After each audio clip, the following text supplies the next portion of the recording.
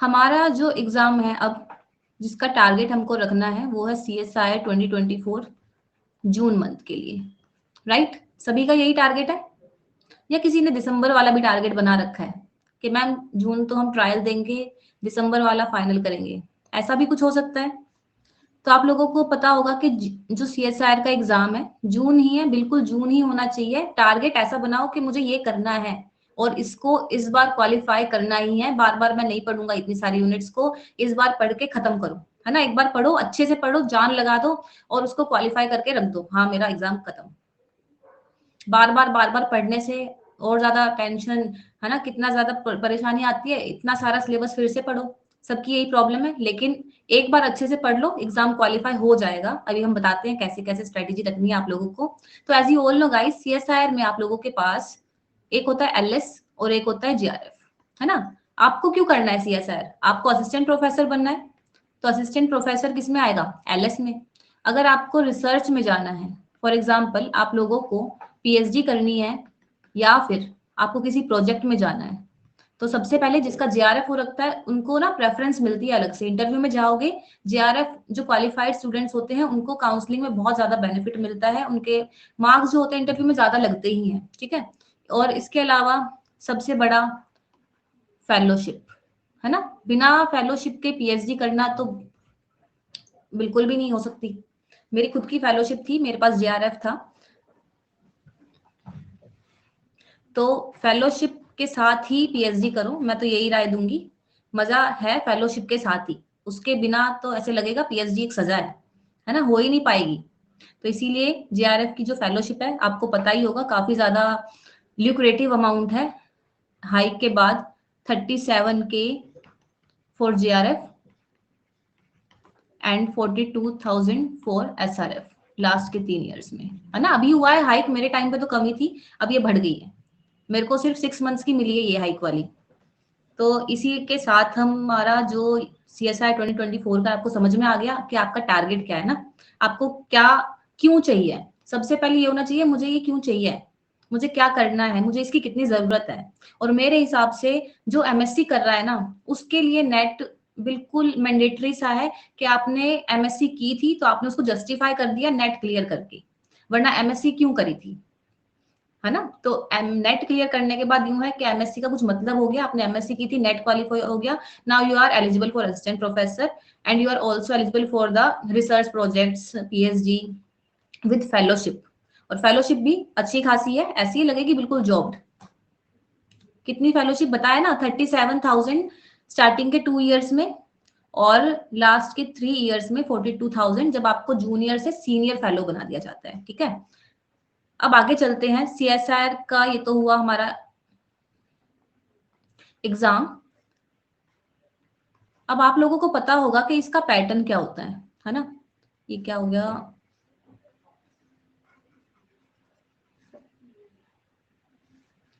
तो CSIR में आप लोगों को पैटर्न पता है।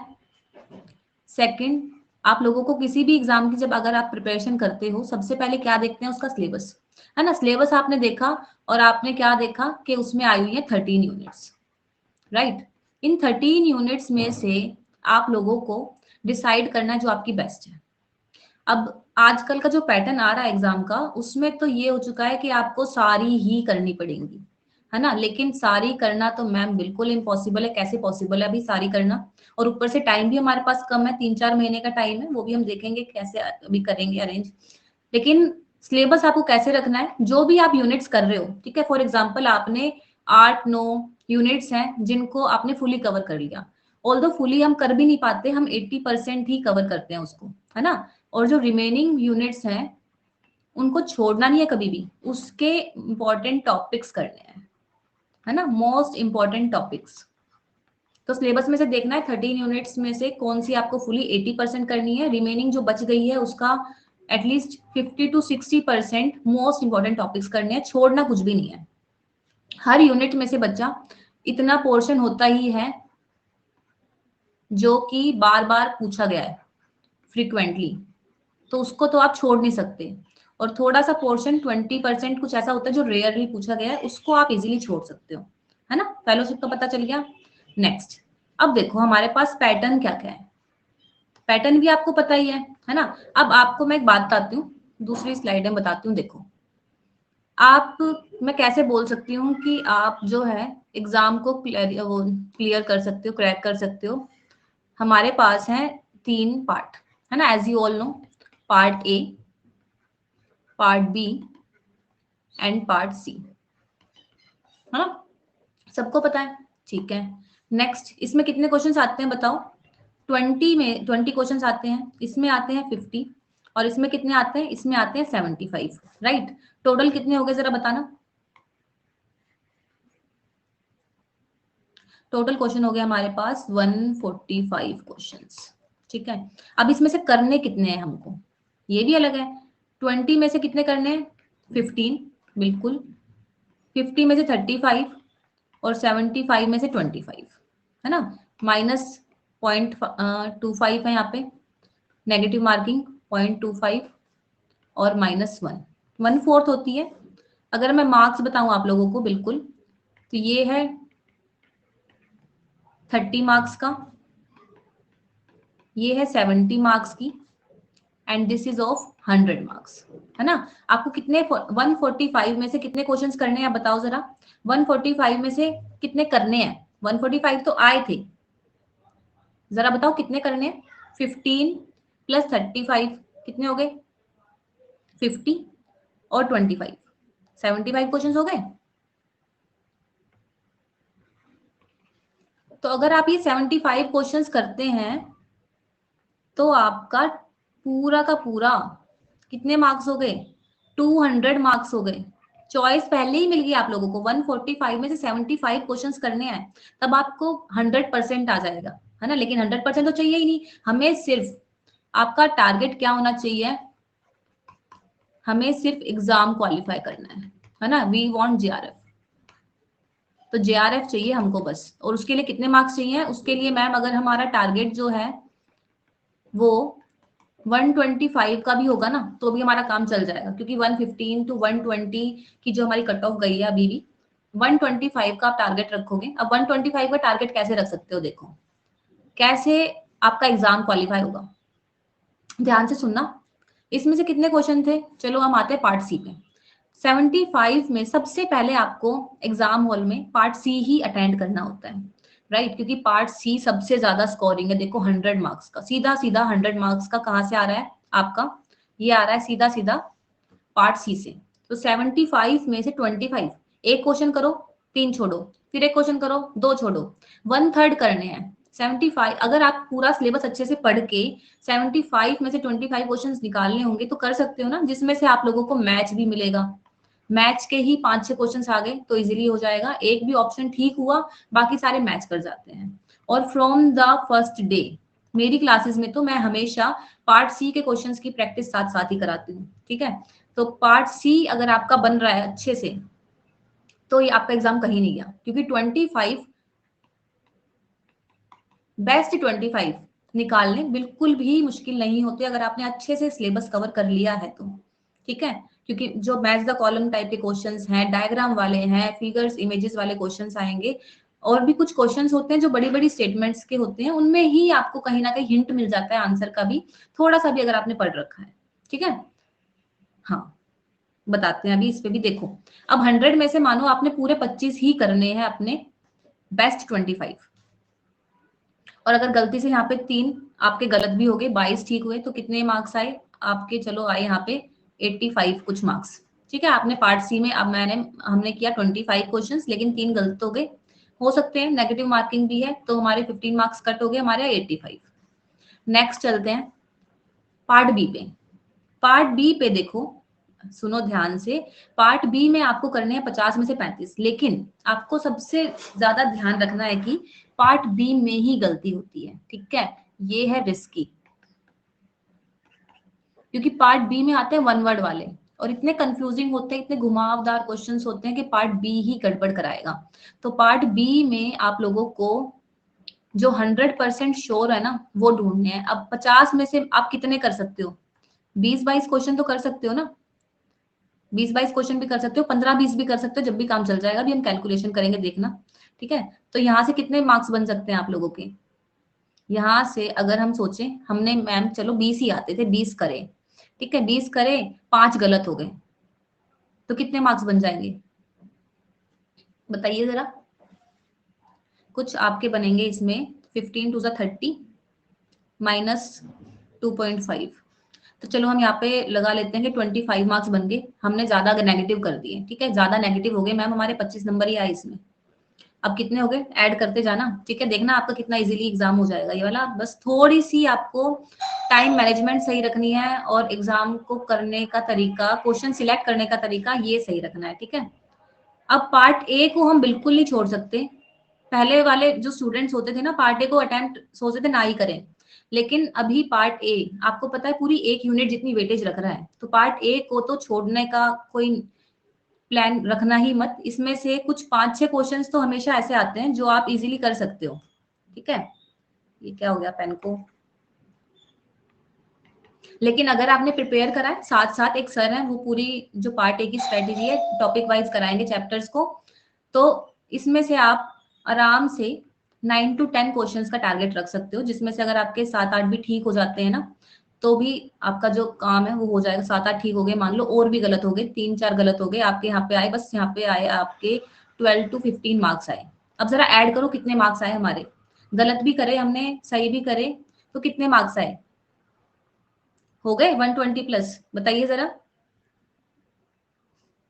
तो थोड़ी सी बस पैटर्न को समझो, एग्जाम को हार्ड वर्क नहीं करना होता, हमें स्मार्ट स्ट्रेटेजी अपनानी होती है, स्मार्ट स्टडी करनी पड़ती है।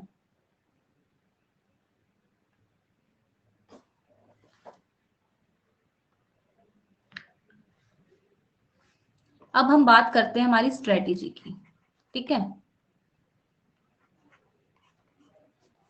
अब जो आया है मेन कि हमारा मैम एग्जाम है, चलो इतना तो हमें समझ में आ गया एग्जाम में क्या होता है, ये हमारा हर एग्जाम में काम आएगा, जून में, दिसंबर में, अगले साल वाले में भी, लेकिन हमारा टारगेट है जून 2024 का, तो इसका बताइए। जून 2024 का एग्जाम है हमारा, हमारे पास टाइम है बस 3 to 4 मंथ्स का, ठीक है। तो आप लोग मुझे बताइए, हमारे पास 2 टाइप के स्टूडेंट्स होते हैं, राइट। कौन से होते हैं, एक है अभी आप लोगों में से ही होगा जो ऑलरेडी प्रिपेयरिंग है, ठीक है, जो पहले से ही प्रिपेयर कर रहे हैं। नेक्स्ट जस्ट स्टार्टेड, जो आज मेरी क्लास है इसके बाद ही स्टार्ट करेंगे, आज से ही शुरुआत होगी। तो मुझे बताओ आप इसमें से कौन से हैं, पहले से प्रिपेयर कर रहे हो या जस्ट स्टार्टेड, जरा मुझे बताइए।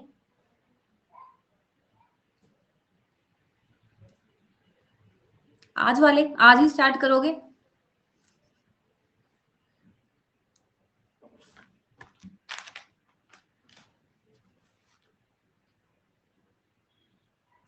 ड्रॉपर मतलब dropper, you are already preparing, good.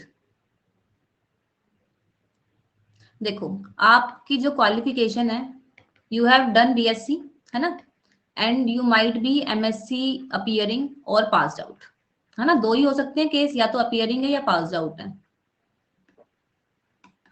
ऐसा कुछ भी नहीं है कि इसमें हिस्ट्री आएगी, इसमें ज्योग्राफी आएगी, इसमें बहुत भारी मैथ्स आएगा, बायो का वही सिलेबस आएगा जो आपने ग्रेजुएशन मास्टर्स में करते आए हो, राइट। तो अगर चाहे आपने अभी स्टार्ट ही नहीं किया, अभी करोगे या पहले से ही प्रिपेयर कर रहे हो, ये टाइम इनफ है।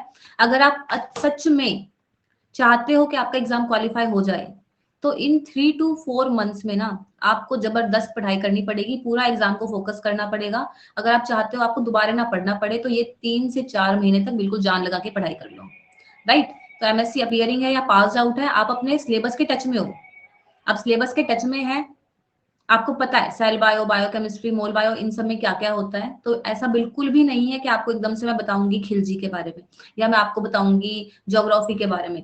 तो सिलेबस को जानते हो, टच में हो, इजीली समझ सकते हो, अगर कोशिश करोगे, चाहोगे कि मुझे एग्जाम क्वालिफाई करना है, राइट। तो चले हम बात करते हैं, अब जब भी किसी एग्जाम के बारे में हम बात करेंगे, चाहे आप ऑलरेडी प्रिपेयरिंग हो या जस्ट स्टार्टेड हो, ठीक है। अब इसमें से भी दो टाइप के स्टूडेंट्स मिलेंगे हमें, एक मिलेगा जो सेल्फ स्टडी करता है ना, एक मिलेगा जो सब्सक्राइबर भी हो सकता है या किसी और के थ्रू, कोचिंग वोचिंग के थ्रू भी वो पढ़ाई करते हैं, राइट। तो इन दोनों की अलग अलग स्ट्रेटेजी रहेगी, एक बार डिसाइड वो देखते हैं हम। देखो सबसे पहला क्या कौन सा एग्जाम है? CSIR जून, ठीक है। क्या देखा हमने देखा सिलेबस। सिलेबस में कितनी यूनिट्स थी? 13 यूनिट्स। हमें कितनी करनी है? वैसे तो हमें सारी करनी है, पर हम 11 का जो है वो टारगेट ले लेते हैं, plus important topics. Important topics तो आपको सारी यूनिट्स के करने हैं, इसके अलावा जो सही लग रही है वो आपको सारी भी करनी है, इन डेप्थ पढ़ाई करनी पड़ेगी, ठीक है। तो इसके लिए आपका सोर्स क्या रहेगा? पढ़ाई कहाँ से करोगे? 3-4 महीने के अंदर आप लोग मुझे बताइए, क्या आपके पास अभी स्टैंडर्ड बुक्स पढ़ने का टाइम है? जो सभी बोलते हैं स्टैंडर्ड बुक्स पढ़ो,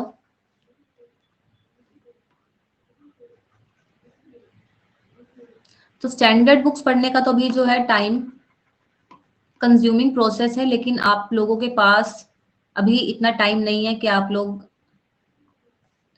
इस वाले अटेम्प्ट के लिए बुक्स रीड करो। हाँ, अगर आप लोगों ने ये सोचा है कि आपको नेक्स्ट वाला एग्जाम देना है, दिसंबर वाला देना है या नेक्स्ट ईयर वाला देना है, तो आप बिल्कुल जरूर जरूर स्टैंडर्ड बुक्स पढ़ें, ठीक है, क्योंकि उससे लैंग्वेज समझ में आती है, उससे आपकी और ज्यादा क्लैरिटी होती है।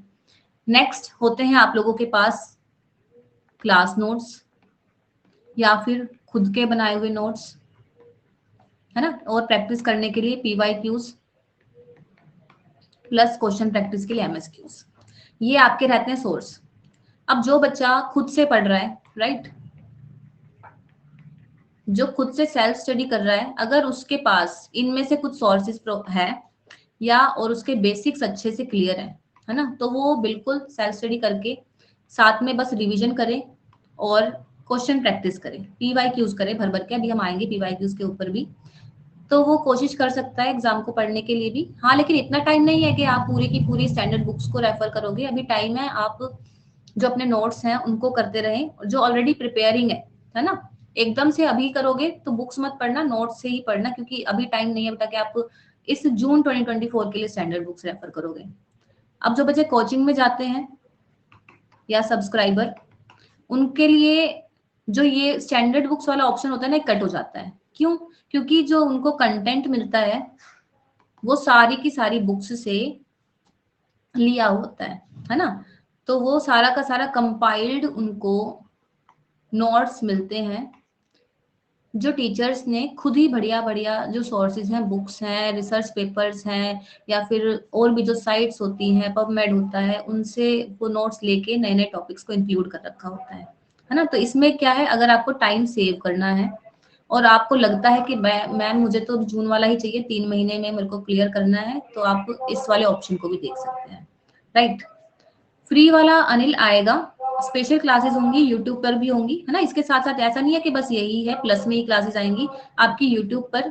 और जो ये स्पेशल आज सिर्फ आपका एक गाइडेंस स्ट्रेटेजी सेशन है, कल से इस टाइम पे 1 बजे मेरी क्लासेस रहेंगी, कल से मैं बायोकेमिस्ट्री का सेशन रहेगा, ठीक है।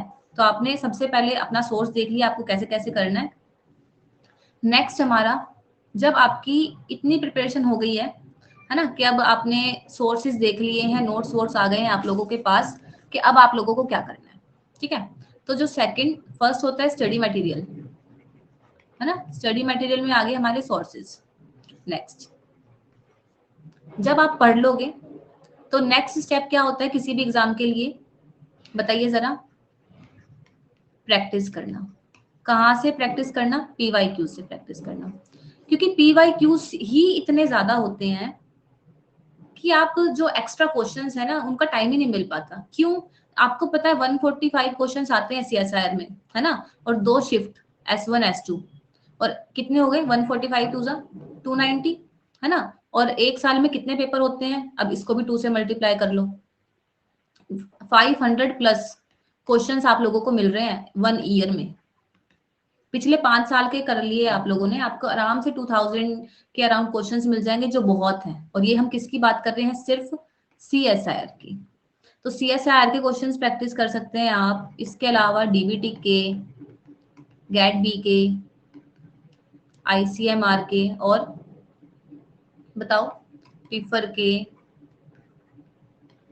CUT PG के, है ना। सबसे पहले CSIR के करो, फिर इसके बाद अलग अलग एग्जाम्स के आपको लगता है। और प्रैक्टिस करने का भी एक मोड होता है, कैसे? Topic wise. आप किसी भी टॉपिक को करते हो, उसके तुरंत बाद है ना, उसी दिन या नेक्स्ट डे आप टॉपिक वाइज पीवाईक्यूज अटेम्प्ट कीजिए, है ना, ये बेस्ट है।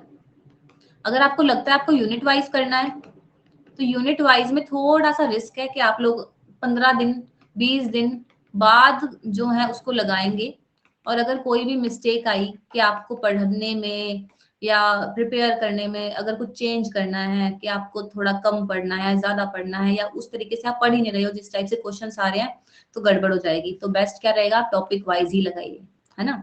नेक्स्ट सबसे इंपॉर्टेंट फैक्टर, स्टडी करनी है, प्रैक्टिस करनी है। देन जो थर्ड चीज आती है हमारे पास वो क्या होती है, कोई बताएगा? अब बताती हूँ, इसका भी पूनम, इसका भी आंसर दूंगी, ठीक है। रिवीजन, इस पे तो ना बहुत सारे स्टार लगा दो, क्योंकि अभी अभी किसी स्टूडेंट का भी डाउट आया था मैम रिवीजन नहीं हो पाती। रिवीजन ही सबसे ज्यादा जरूरी है। आप लोग मेरे क्लास में जितने भी बच्चे हो, ठीक है, बराबर पढ़ोगे, बराबर अच्छे से क्लास में रिस्पॉन्स दोगे, ठीक है, सबको मैं समझाऊंगी, सबको क्वेश्चन कराऊंगी, सबके आंसर आ जाएंगे, ठीक है, सबको समझ में आ जाएगा। लेकिन एग्जाम टाइम में आप में से होगा बस 3 का ही। क्यों? क्योंकि आप लोग रिवीजन नहीं करोगे, है ना। रिवीजन कम से कम भी 3 to 5 टाइम्स आपको करनी है। और ये कैसे करनी होती है पता है? जैसे आप लोगों ने, जैसे मंडे टू फ्राइडे आप क्लास लेते हो, तो सैटरडे संडे को रिवाइज करो, ठीक है।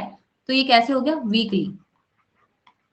हो सकता है आप आज आपने क्लास ली और रात को सिर्फ पेजेस में देख लिया कि हाँ मैंने ये पढ़ा था, क्योंकि वो फ्रेश रहता है सेम डे। तो आपने सिर्फ चेक कर लिया कि हाँ मैंने क्या क्या कवर करा था, मैंने क्या क्या पढ़ा था, आज मैंने ये टॉपिक्स कवर करे, ठीक है। फिर उसके बाद क्या आएगा, वीकली, सैटरडे संडे को पूरे 5 दिन का, पूरे वीक का आप देखो आपने क्या पढ़ा, ठीक है, फिर उसकी रिविजन करनी है। नेक्स्ट फिर मंथली, 3 बार तो यही रिवाइज हो गया। एक तो डेली देखना है, फिर हर वीक के एंड में सैटरडे संडे को, और उसके बाद मंथ के एंड में, मतलब पूरा जब आपका एक यूनिट हो गया है उसके बाद रिवाइज करना है, ठीक है। फोर्थ, एक बार उसको और रिवाइज करना है, ठीक है। मतलब आपके एग्जाम से पहले पहले ये 4 बार तो आपने रिवीजन कर देनी है। और आपको पता है रिवीजन में ना, अगर आप फर्स्ट टाइम करोगे तो मान लो आपको लग रहे हैं 60 minutes, 1 hour. Second time revision करोगे आपको लगेंगे 40 मिनट्स। थर्ड टाइम करोगे लगे 30। फोर्थ टाइम करोगे लगे 20। मतलब जो ये टाइम है ये कम होता जाएगा हमेशा। और जो लास्ट रिवीजन होती है ना, हाँ बताती हूँ वही पूनम, लास्ट रिवीजन मतलब रिवीजन आपको ऐसे होनी चाहिए, आप आंख बंद करके आराम से पेजेस देख सकते हैं कि हाँ इस पेज पे वो था, इस पेज पे ये था, इस पेज के बाद ये टॉपिक आएगा, उसमें ये पढ़ना है। मतलब रिवीजन ऐसी हो जानी चाहिए कि आपके जो बुक है ना आपके माइंड में ही बन जाए। आपके नोट्स हैं आपके माइंड में बनाओ सीधा डायरेक्ट। और ये कब बनेंगे, रिवीजन से ही बनेंगे। बार बार रिपीटेडली रिवीजन आप करोगे। और यही है कि जब रिवीजन करोगे तो नेगेटिव मार्किंग आपकी नहीं होगी, ठीक है। नेगेटिव मार्किंग अगर आपको अवॉइड करनी है तो उसके लिए रिवीजन ही की है सबसे ज्यादा जरूरी है, ठीक है। भूलने का यही तरीका है कि भूल जाते हैं क्योंकि रिवीजन नहीं करते हैं, ठीक है। रिवीजन करोगे तो नहीं भूलोगे ना। आपको पता होगा जब आप छोटे थे 7th 8th 9th क्लास में थे, तो कुछ क्लासमेट्स होंगे जिनके नाम भी आपको नहीं याद है। क्यों? क्योंकि आपने कभी उनको माइंड में लिया ही नहीं, सोचा ही नहीं। लेकिन जिनसे बात होती रहती है, जो रेगुलर टच में है, उनके बारे में आपको नाम वाम सब याद रहता है। क्यों? क्योंकि आपने रिकॉल नहीं किया ना। अगर किसी चीज को देखते रहोगे तो वो याद रहेगा, वरना चीजें भूल जाती हैं, ये नेचुरल है, ठीक है। भूलना सबके अंदर है, ये भूल सब जाते हैं, लेकिन रिवीजन करते रहोगे तो नहीं भूलोगे। और रिवीजन ही बहुत जरूरी है क्योंकि लास्ट में यही आपका एग्जाम कराएगी, रिवीजन और प्रैक्टिस। 50-50 ये होता है, मेरा काम है आपको पढ़ाना, ठीक है। मेरा काम है 50% पढ़ाना, आपका काम है प्रैक्टिस और रिवीजन 50%। और आपको बताओ इसमें से भी प्रैक्टिस आपकी 20% तो मैं ही करा दूंगी, क्योंकि हर सेशन के बाद पीवाईक्यूज कराना, क्वेश्चंस प्रैक्टिस कराना, ये मेरे सारे सेशंस में इंक्लूडेड होता है। तो इस प्रैक्टिस में से भी कुछ पार्ट मैंने करा दिया, तो आपका तो और भी कम हो गया ना काम। तो हर टीचर ऐसे ही कराता है, वो अपना काम कराएगा, लेकिन आपको अपना 50% देना है, उसकी रिविजन करनी है, उसको प्रैक्टिस करना है, ठीक है। तो आप भूलोगे भी नहीं, आपका एग्जाम हो जाएगा। इस बार तो पूनम बहुत ज्यादा हाई कट ऑफ गई थी, आप लोगों को पता ही होगा, अभी रिजल्ट आया है ना परसों तरसों।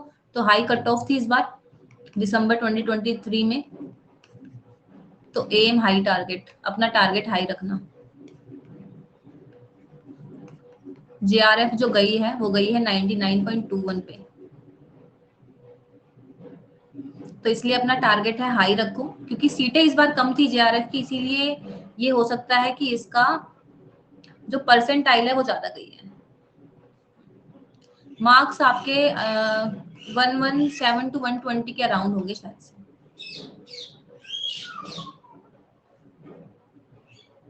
नेक्स्ट चलते हैं। अब आप लोगों के पास कितने मंथ्स है, मुझे बताओ, आप लोगों के पास अभी कितने मंथ्स है पढ़ने के लिए? कि हमें हमारे हिसाब से हमारे पास है 4 मंथ्स, तो नहीं कह सकते, 3 मंथ्स। कौन से? मार्च, अप्रैल और मई, है ना। इसके अलावा फेब तो चल रही है, खत्म होने वाला है, इसलिए रेड से। और जून वाला टेंशन इतनी हो जाएगी, पढ़ ही नहीं पाओगे, राइट। तो ये भी ध्यान में रखना है।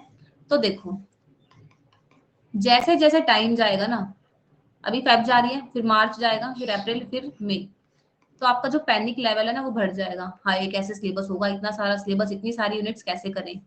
तो उसके लिए तरीका ये है कि अपने मार्च और अप्रैल में मैक्सिमम यूनिट्स आप करो, ठीक है।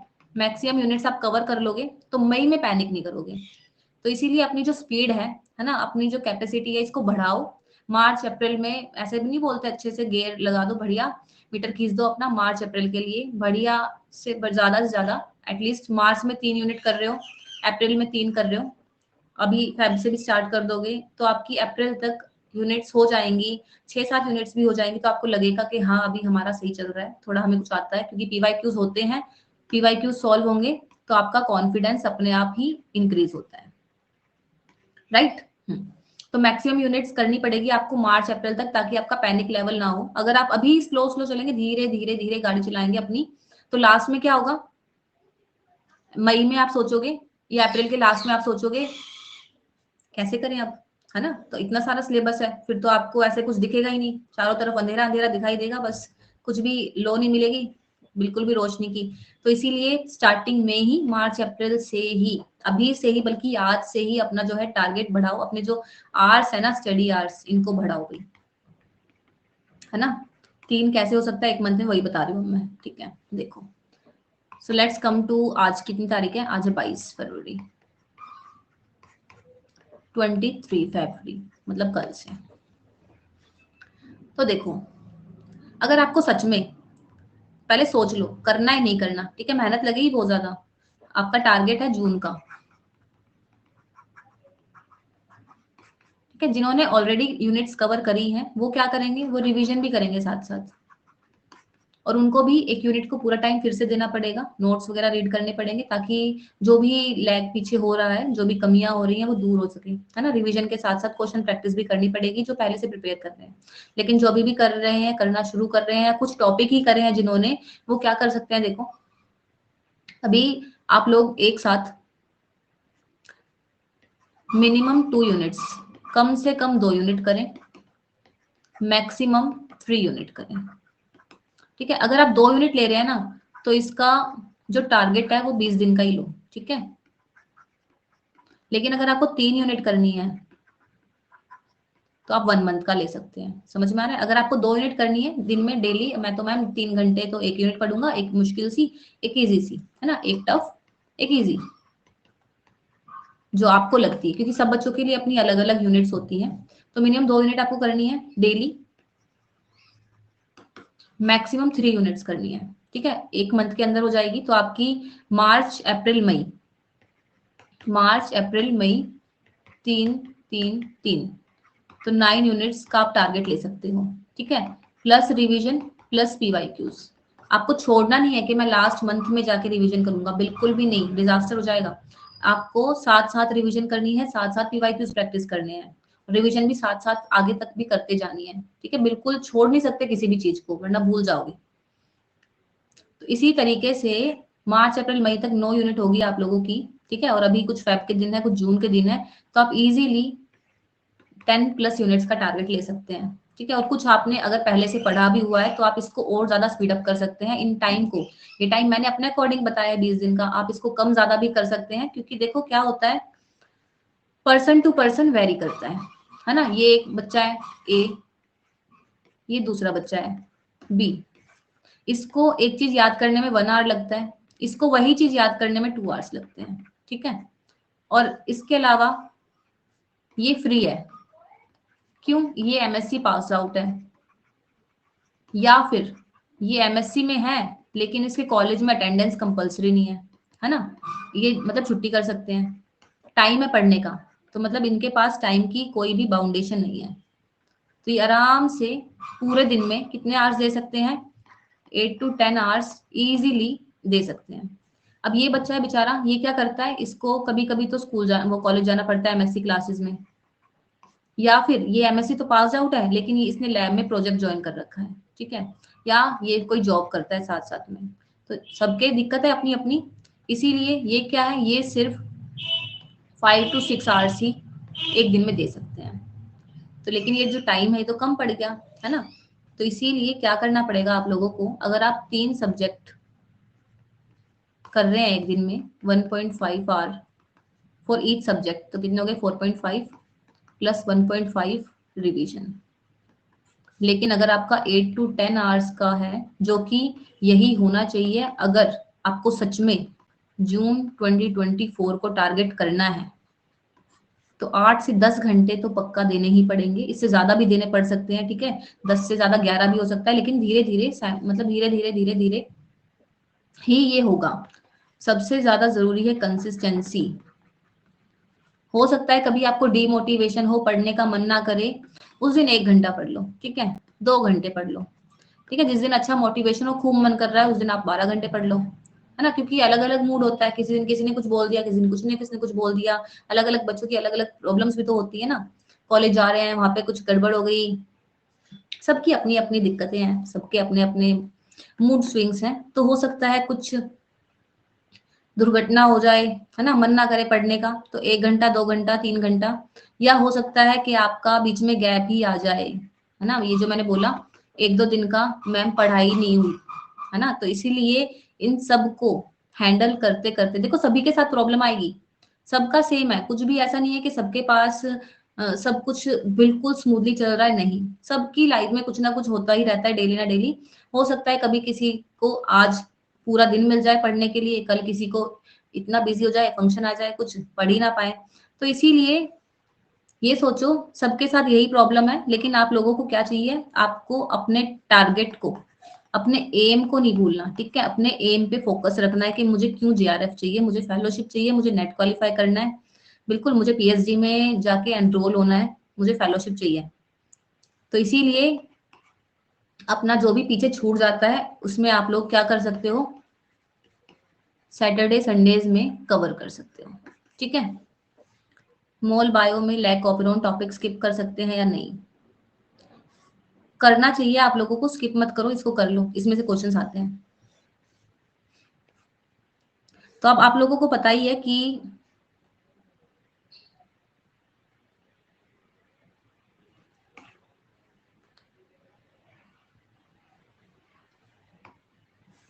कल से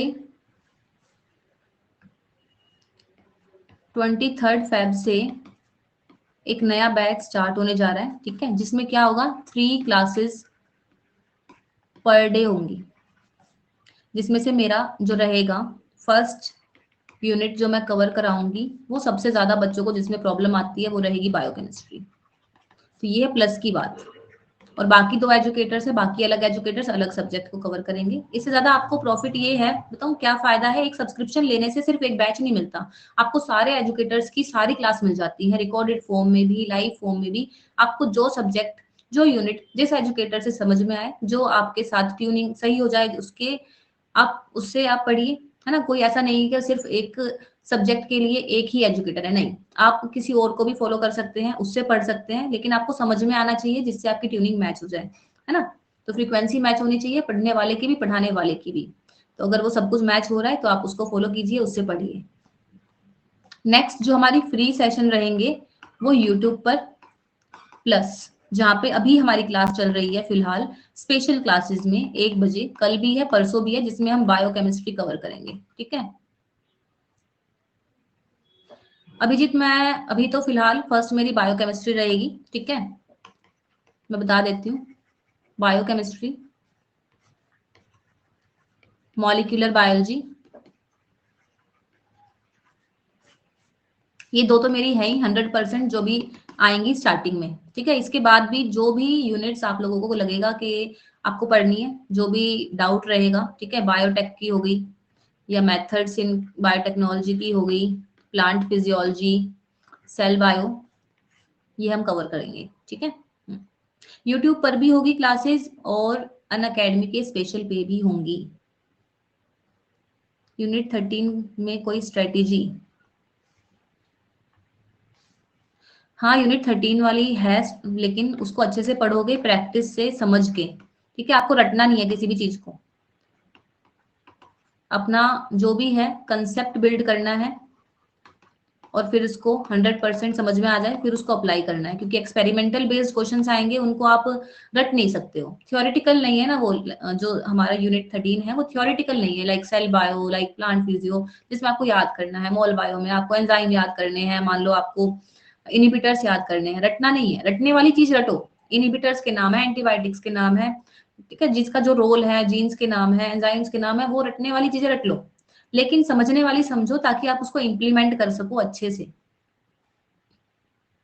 अब आपके जो भी डाउट है आप लोग पूछिए एक बार मुझसे, कोई भी डाउट है तो एक बार पूछिए, कुछ भी समझ में नहीं आया या फिर आपको लग रहा है कि मैम ये वाला पॉइंट रह गया है, ये वाला और बता दो, फिर हम उसको देखते हैं। ठीक है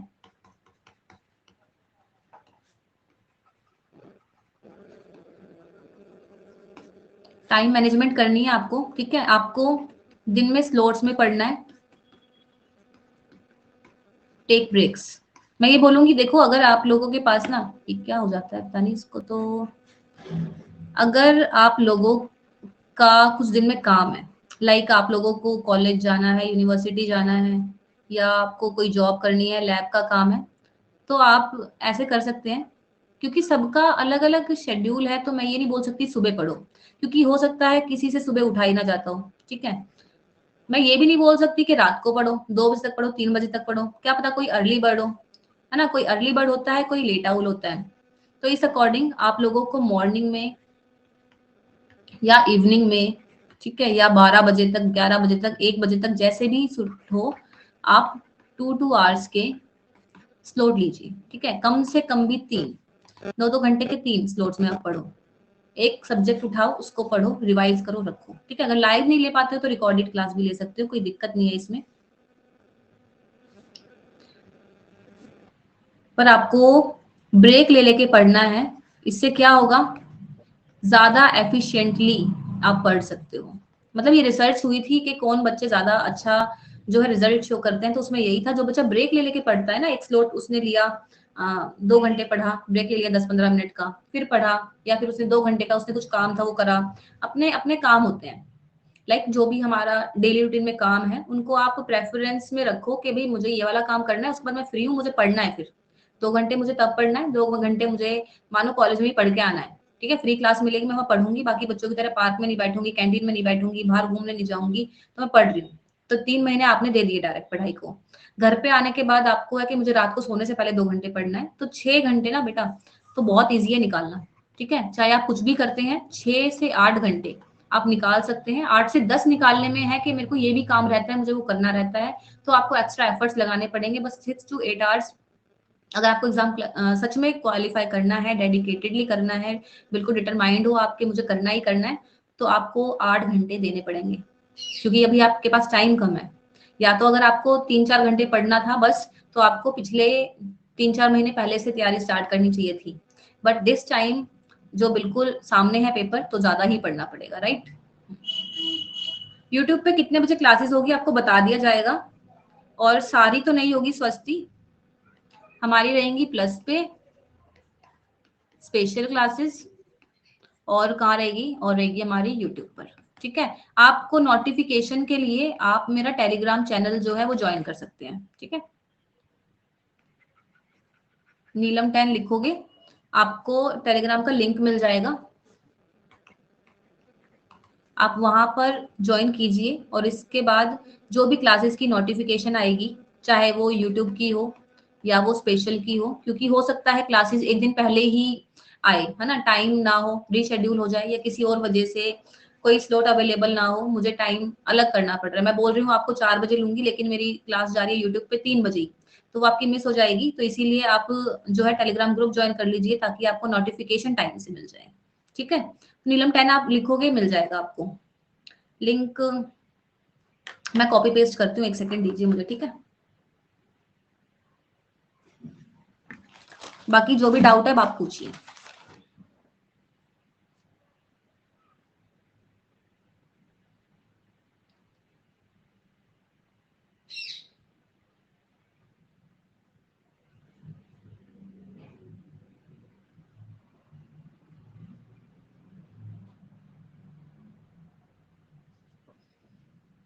तो बताइए क्या है आपका टारगेट अब, जून 2024 क्वालिफाई करोगे, पढ़ोगे अच्छे से, स्ट्रेटेजी जो आपको बताइए इसे फॉलो करोगे। देखो अपनी खुद की स्ट्रेटेजी बनाओ, ऐसा नहीं है कि मैम ने जो बताया है वही सब पे लागू होगी, नहीं, ठीक है। इसको एक थोड़ा सा सिर्फ समझने के लिए देखो कि हाँ मुझे इतने टाइम में ऐसे ऐसे पढ़ना है, मैम ने यही बताया था कि इतना टाइम तो है ही और पढ़ना ज्यादा पड़ेगा, तो मैं कैसे पढूं, ठीक है। तो आप अपना एक टारगेट रखो, कैसे,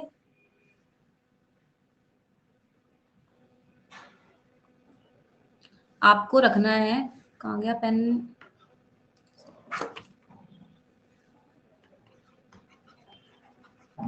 मंथली टारगेट, है ना, कि मुझे कौन सी यूनिट्स कवर करनी है। मैम अगर हम स्किप कौन सी यूनिट करें, बेटा स्किप तो कोई भी मत करो, कोई भी मत करो, ठीक है, इंपॉर्टेंट टॉपिक्स करो उसके।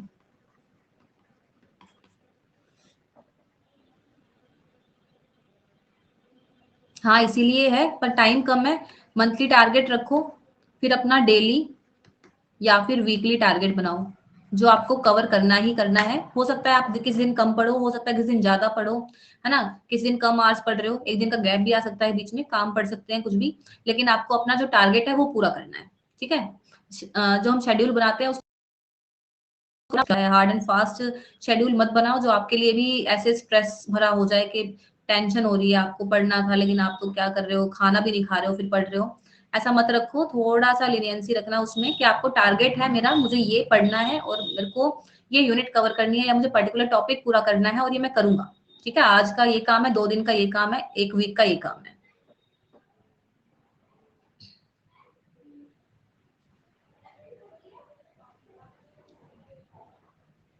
और कोई डाउट है तो आप पूछिए फिर।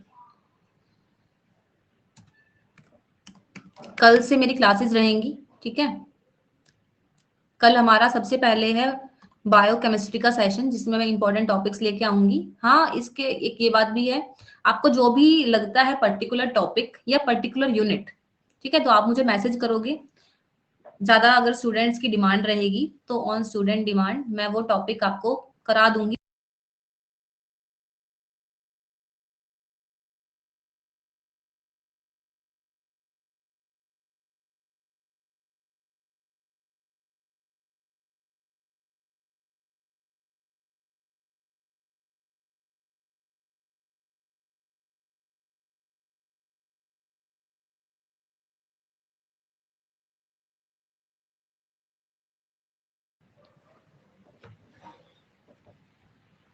पोज हो गया, अभी ठीक है क्या?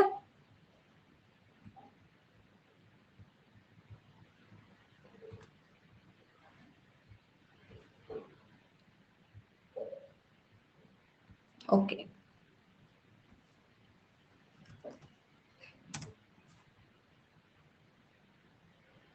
टेलीग्राम ग्रुप का जो लिंक है वो मैंने ऊपर पिन कर दिया है, आप इसको ज्वाइन कर लीजिए so that you will get notification on time for every classes like YouTube or special any।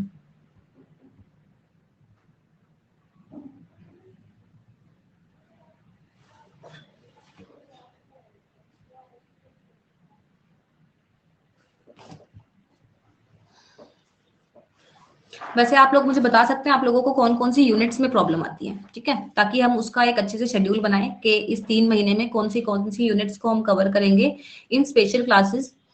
पूरी यूनिट को कवर ना करके इंपॉर्टेंट टॉपिक्स को हम कवर ज्यादा करेंगे ताकि वो आप लोगों के लिए ज्यादा हेल्पफुल रह सके, ठीक है। और क्वेश्चन प्रैक्टिस भी लेकर आएंगे, टॉपिक वाइज क्वेश्चंस कभी कभी स्टूडेंट्स को मिल नहीं पाते हैं, है ना, तो उसकी कोशिश रहेगी कि आपको वो स्पेशल में या फिर यूट्यूब क्लासेस में मैं आपको दूं, ठीक है, हर यूनिट के टॉपिक वाइज।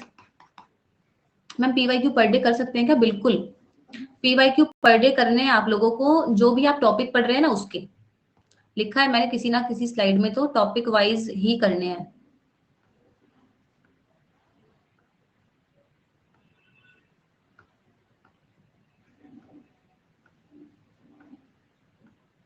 देखो टॉपिक वाइज पीवाईक्यूज करने हैं डेली।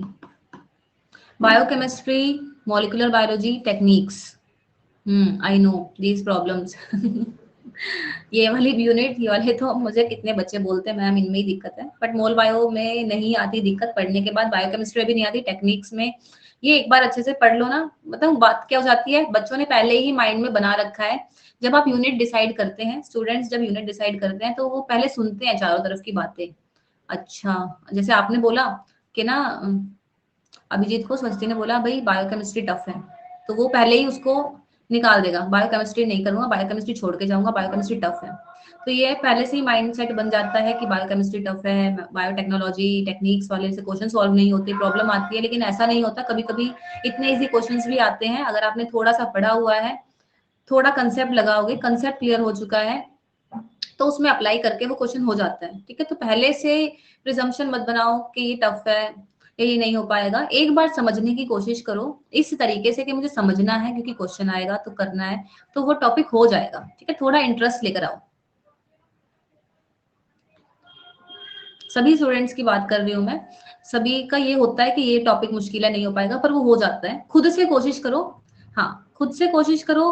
अगर लगता है कि कोई टॉपिक है पर्टिकुलर, ठीक है, एक बार पढ़ा नहीं समझ आया, 2 बार पढ़ा नहीं समझ आया, तीसरी बार क्या करोगे? स्किप, फिर बात, लीव इट, छोड़ दो उसे, फिर क्या करोगे? Move to next topic. मैंने बोला ना आप लोगों के पास बहुत ज्यादा चॉइसेस हैं, तो जरूरत ही नहीं है आप लोगों को परेशान होने की।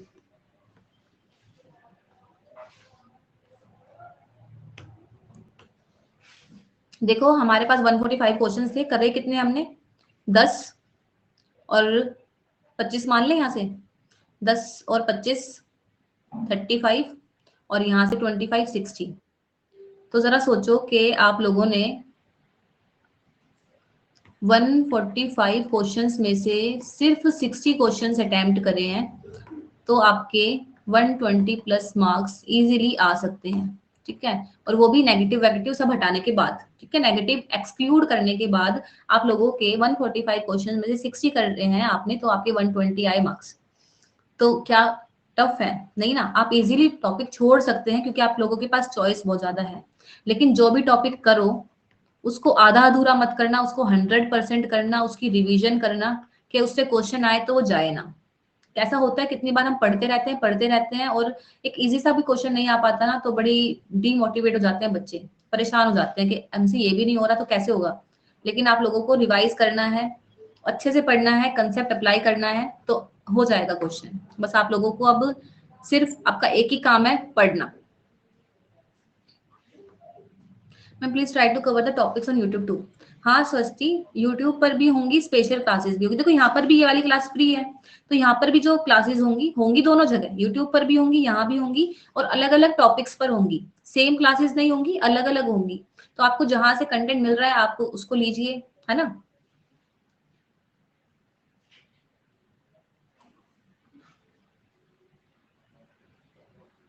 हाँ यही होता है, सिर्फ पेप्टाइड बॉन्ड्स पूछा था और फिर दिक्कत होगी, टेंशन ले लेते हैं क्या था इसमें, क्या आएगा। बिल्कुल 4 नंबर चले गए। सेक्शन सी तो बहुत ज्यादा जरूरी है, सेक्शन सी को आपको फर्स्ट डे से ही प्रैक्टिस करना चाहिए कि कैसे कैसे करना है ना।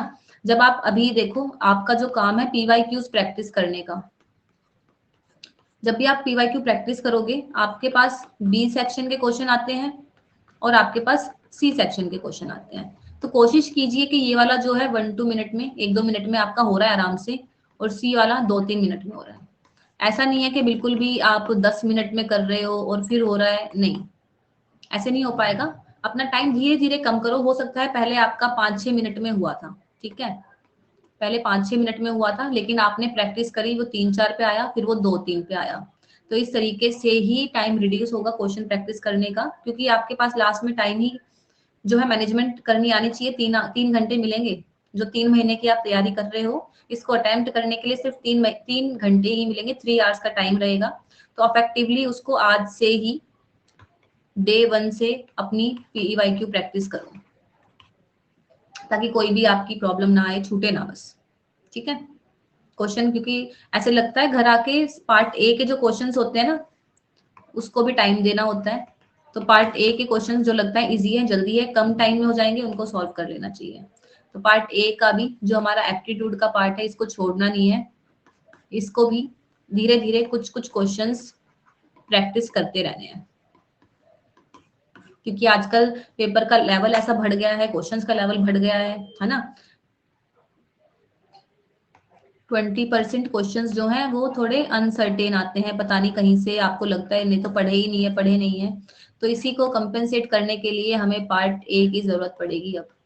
तो पार्ट ए में से आप टारगेट कर सकते हैं कि 9-10 क्वेश्चन आपके हो जाए आराम से, अगर आप प्रैक्टिस कर रहे हैं। लेकिन आप पढ़ के नहीं भी गए, टाइम नहीं मिला पार्ट ए का, फिर भी आप इजीली 5 to 6 क्वेश्चन तो कर सकते हैं, ठीक है। कोई और डाउट है तो पूछिए।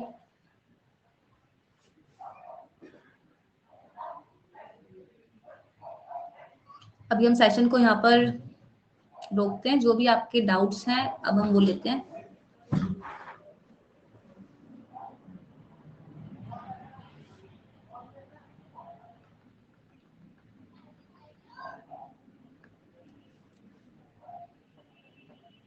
Thank you. अब लास्ट में जो पॉइंट्स हैं पूरे सेशन में, जो भी हमने डिस्कस किया, उससे क्या क्रक्स आया है कि हमें सबसे पहले क्या करना है, जो भी आपका स्टडी मटेरियल है, जो भी आपके नोट्स हैं, बड़े सॉर्टेड होने चाहिए, ठीक है। चाहे वो क्लास नोट्स हैं, चाहे वो आपके खुद के बनाए हुए रफ नोट्स हैं, या जो भी आपने इंपॉर्टेंट टर्म्स लिख रखी है जिसके अंदर, ठीक है, जो भी आपका पढ़ने का तरीका है वो आपके पास होना चाहिए। नेक्स्ट, पीवाईक्यूज की practice on daily basis, topic wise.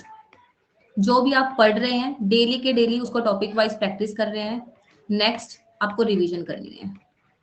Revision कैसे कैसे करनी है, डेली भी करनी है। जो पढ़ा एक बार आपको देखना है, ठीक है, थॉरोली एक बार देखना है कि आज मैंने ये टॉपिक किया था और उसमें ये मैंने पढ़ा था, ताकि नेक्स्ट डे तक वो गायब ना हो जाए। फिर इसके बाद जो आपके पास सैटरडे संडे आते हैं या वीकली वीकेंड में, आप उसको एक बार फिर रिवाइज कर सकते हैं। नेक्स्ट, जब आप लोगों की यूनिट कंप्लीट हो जाती है एक बार, तब रिवाइज करना होता है, ठीक है। और जब आपका एग्जाम पास आ जाएगा 2 बार आप तब रिवाइज करेंगे। तो मिनिमम 3 टाइम्स और मैक्सिमम 5 to 6, 7, जितनी बार भी आपको टाइम मिलता है, 3 to 5 टाइम्स जो है रिवीजन करनी ही करनी है। तो यहाँ पर हमारा जो सेशन है आज का वो खत्म होता है। आई होप आप लोगों को जो स्ट्रेटेजी है पसंद आई होगी। खैर, आपको स्ट्रेटेजी अब अपनी खुद बनानी पड़ेगी, आपको कैसे पढ़ना है। टाइम बहुत कम है, 3 to 4 मंथ्स का टाइम है, ठीक है। तो अपनी जान लगा दो, अच्छे से अपने टाइम को बढ़ाओ, टाइम मैनेजमेंट रखो, 9-10 घंटे दो, हर यूनिट को अच्छे से करो, प्रैक्टिस करो, रिवीजन करो, एग्जाम हो जाएगा, ठीक है। पर आप सोच के रखो कि मुझे पढ़ना है, मुझे एग्जाम क्लियर करना है।